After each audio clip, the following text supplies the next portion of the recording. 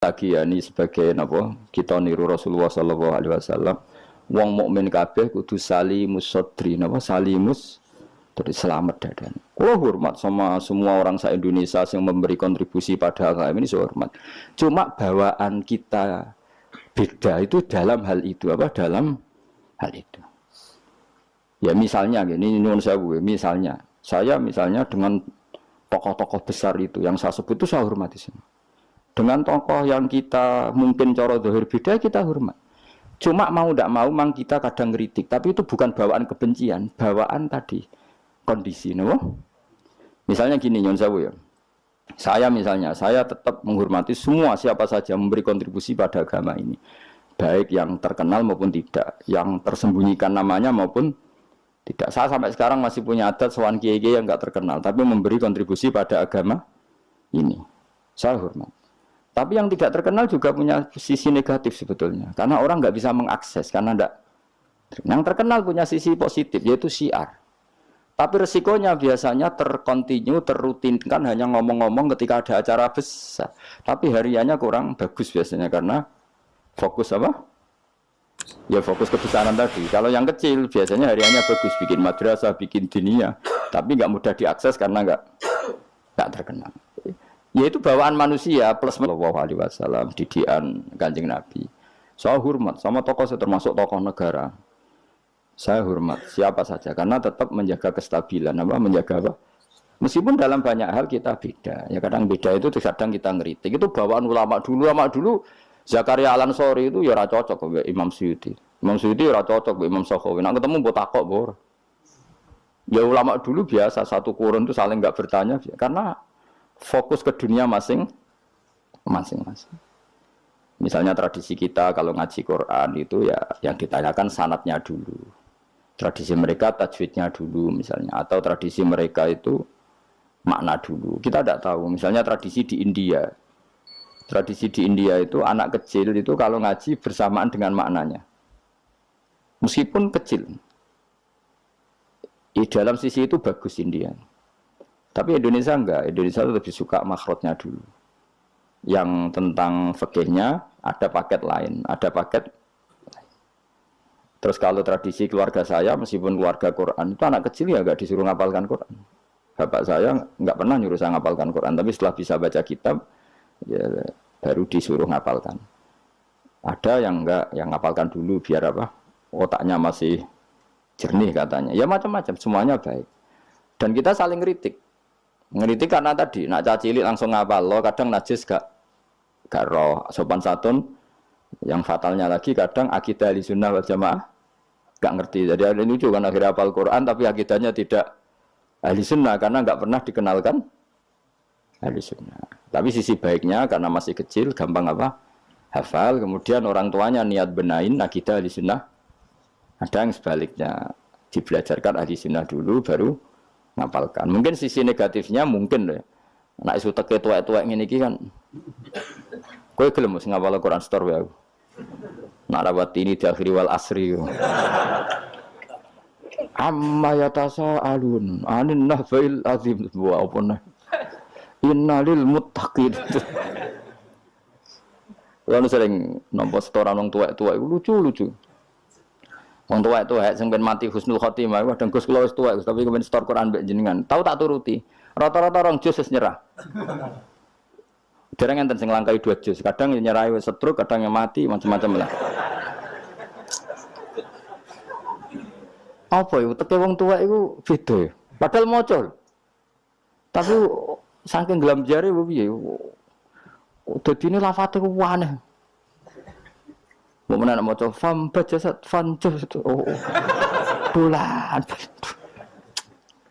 wasama idatil khubuk diwaca khibuk mbah sebah lereni mbah mah pusing kula mas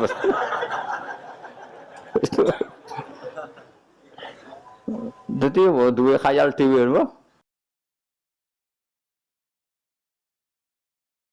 ya seorang lagi ya kita tetap tiru keinginan Rasulullah sallallahu alaihi wasallam wong mukmin iku salimus sadri napa salimus sadri sehingga niki tenan kula maklumatkan kula niku hormat siapa saja yang memberi kontribusi pada agama ini saya hormat Tapi kalau ngeritik bukan berarti kebencian, karena tadi ada sisi yang kita harus ngomong untuk menjaga kestabilan jalannya hadis syariah. Misalnya saya dengan Pak Yusuf Mansur hormat, saya dengan siapa saja, dengan Ustadz Abdus Somad, dengan UAS, saya hormat. Tapi ada sisi yang kita harus ngomong, karena banyak ustadz yang nggak terkenal, tapi juga ikut memberi kontribusi agama ini. Makanya saya ngikuti yang tidak terkenal ini tak hormati. Tapi semuanya kita hormati, dari segi syiar memberi kontribusi. Kalau yang sedang tidak cocok ya dalam hal itu saja. Fitilkal khaslah. Ingat-ingat apa? Fitilkal khaslah. Tapi jangan semuanya ndak. Kita semua dididik Rasulullah salimus sadri apa? Salimus sadri. Begitu juga saya dulu dengan siapa saja. Asal tadi semuanya itu demi niru Rasulullah sallallahu alaihi wasallam salimus sadri. Napa? Salimus sadri. Fal mukmin salimus sadri. Kita dalam hal misalnya masyarakat senang saya berlebihan. Misalnya orang Jawa Timur, saya suka dari segi senangnya Kiai. Tapi saya juga sering kritik orang Jawa Timur. Meskipun yang senang saya lah. Ojo berlebihan. Karena kalau berlebihan senang Kiai terus sering sowan. Kadang anggaran gue belanja digo sowan. Sebenarnya saya bukan ngeritik sowannya, sejak anggaran belanja salamno template itu terus aku piye. Nah kadang ini tak takoki kan sowan aku rombongan bis tak takoki. Lho lari-lari mboten sekolah, mboten napa-napa Gus, yang penting sowan kiai. Lah bocah kok diajari. Lah ngono iku rombongane kadang 3 dino, berarti borote piro? 3 dino. Jadi saya ngeritiknya itu dalam hal itu saja, tapi mahabbahnya kita seneng, tapi kaifiahnya kadang tidak cocok. Ini perlu dicatat. Jadi hanya seperti itu. Kalau jenengan ini seneng ngaji ya seneng, tapi tetap sama tak kritik. Karena tadi wis gawa 3 perangkat kok gak paham. Yo aneh, wis gawa kitab, gawa pulpen, gawa rekaman. Ini kan sudah mengalahkan ulama dulu. Karena ulama dulu tidak bawa rekaman. Tapi kok ilmunya jauh ini ada apa ya? Ya jadi kalau suwon kita benana wa binal mukminin kudu aja ana khil wala taj'al fi qulubina ghillal lil ladzina amanu. Kulo hormat sama semua tokoh-tokoh hormat. Kulo sama acara-acara besar ge kulo hormat. Cuma tetap kita sebagai ahlul ilm mengingatkan ada orang yang berjuang tuh enggak terkenal, ada orang yang berjuang enggak dapat apa-apa. Kita harus ngomong supaya orang ini juga diapresiasi. Tapi yang syiar ya kita hormati karena agama ini butuh syiar. Usaha sama tokoh-tokoh DPR itu ya akrab. Ya banyak yang saya sering ketemu saya ngaji. Tapi dalam hal yang kita tidak cocok yang ngeritik. Mereka mungkin yang ngeritik kita enggak apa-apa tapi hormat. Jadi eling-eling ya. Ini dawuh saya Imam Sa'roni. Saya nerangkan dalam konteks ilmu. Ini dawuh Imam Sa'roni. Kalau Nabi ngendikan laisa minna efitilkal khaslah. Bukan berarti dia menjadi murtad karena laisa. Nah, kalau makna sebenarnya kan laisa minna orang itu menjadi murtad. Orang termasuk golonganku wong sing tahu bodoni. Mau sekedar pernah itu tidak termasuk golonganku. Lha nek iku tenan maknane hakikat sing umat Nabi sapa? Semuanya pernah bodoni apa sering? Sering. Kadang rezekinya ya dari ya nyun sewu koyo kebanyakan maklar rezekinya dari apa? Gak bodoni kira-kira payu gak? Misalnya kayak jujur, maklaran tanah ning Kulon Progo sampai tinggu bendara kok. Apa melak apa bukan tadi? Kulon Progo. Pak, tanahnya tak tuku, lah didamel napa? Weh, kula damel pertanian untuk pergi prospek. Padahal niate iku iki ape dadi apa? Bendara. Dituku rega murah. Misalnya temen ngene, mugi jemben dadi bandara, Pak.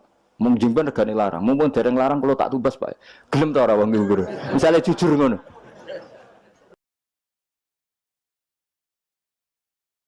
Misalnya ana wong sponsor umroh. Ayo umroh ning Rasulullah. Ben aku sugih, mergo nek ana umroh aku sugih. Gak payu umroh. Tapi nek muni ngene, wong kudu kangen Nabi, kangen Ka'bah. Wong ora kangen Nabi Ka'bah. Carane kangen yo umroh. Mandidi, sing jujur mek sing rapati jujur. Gak jawab bae kira-kira wae. Mandidi.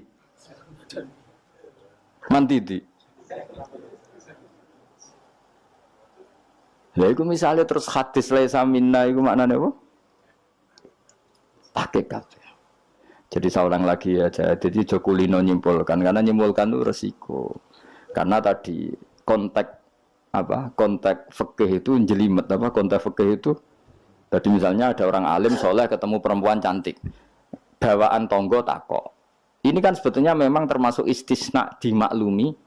Nak ketemu faktor tonggo, faktor belajar, faktor berobat kan nazarul ajnabi dan ajnabiyah pengecualiannya kan apa?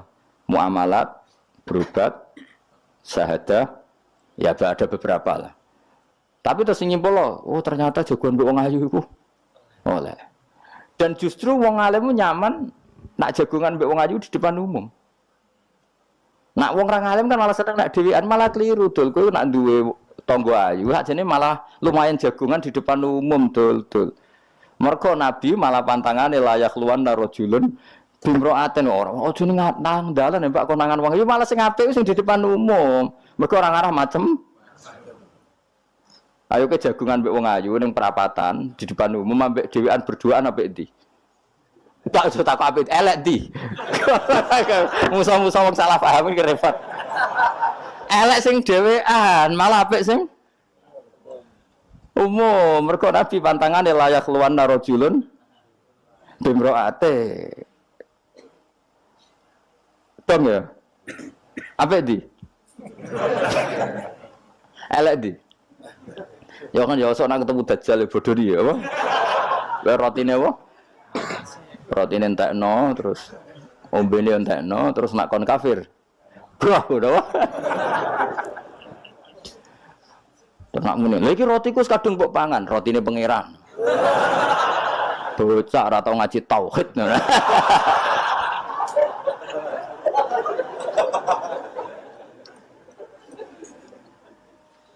Ya jadi saya ulang lagi ya, jadi kita sama semua yang memberi kontribusi pada agama ini kita hormat. Cek terkenal, cek ora terkenal. Tapi dalam hal yang kita tidak cocok kita harus ngeritik. Tapi jangan kebencian. Saya ulang lagi jangan.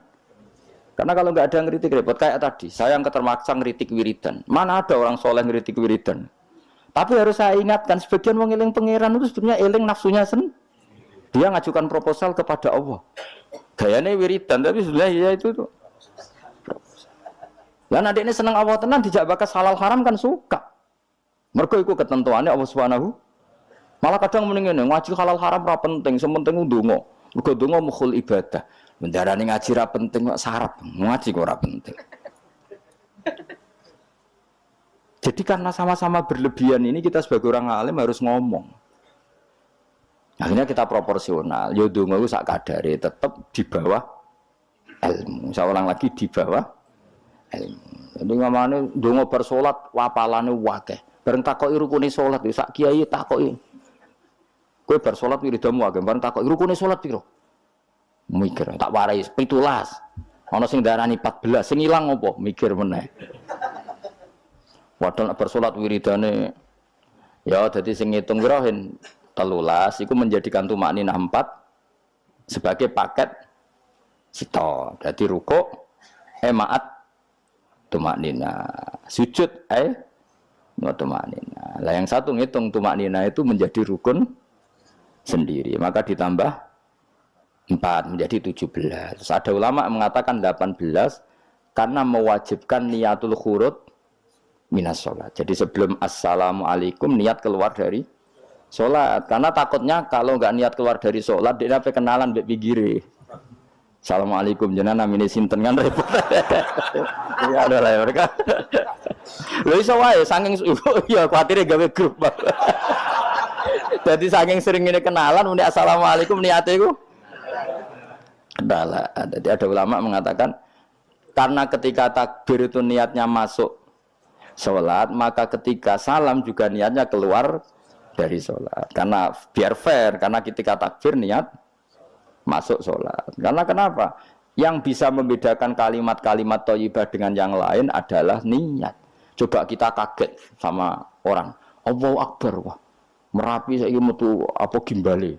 Kita kaget apa-apa ya bilang Allahu Akbar. Supaya membedakan kalimat Allahu Akbar untuk ta'ajjub, untuk kagum dengan sholat, maka Allahu Akbar diniati. Begitu juga salam ini menjadi kalimat adat untuk kenalan gawe grup.